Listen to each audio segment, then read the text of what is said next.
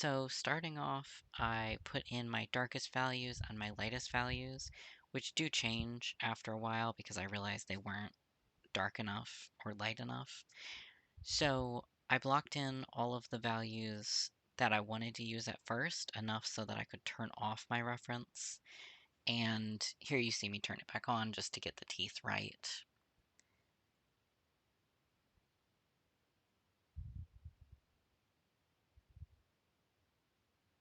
And blocking in his eyes and then refining them little by little. I worked on the whole piece at the start and then went into specific areas and worked on them, like his eyes, his nose, especially the bridge of his nose and his mouth.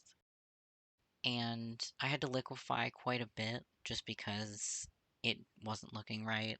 And here I realized the shadow was not dark enough, so I darkened that up a little bit. And I darkened the whole thing because I realized it was also too bright for a nighttime scene. And his teeth were really fun to work on because I really like fangs, so that was fun to do. And I tried this multiply layer, but it had weird effects on it, so I took it off. And then adding the dark background, tried for the lights which were in the reference, but I didn't like them. Here I'm doing the rim lighting, which doesn't show up very much in the final, but that's okay. I think it adds to it. And here is the final, like, vampiric lighting, which was really fun. I've wanted to try that for a while, and I think it turned out really well. Was very difficult.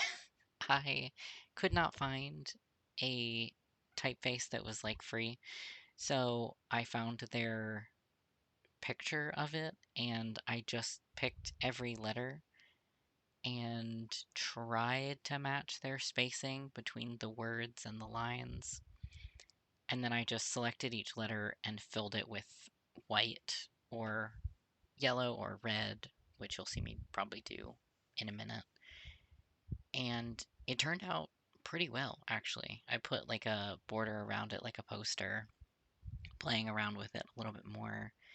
I was going to do his name in the background up top, but it wasn't going to look very good and it was going to block most of it.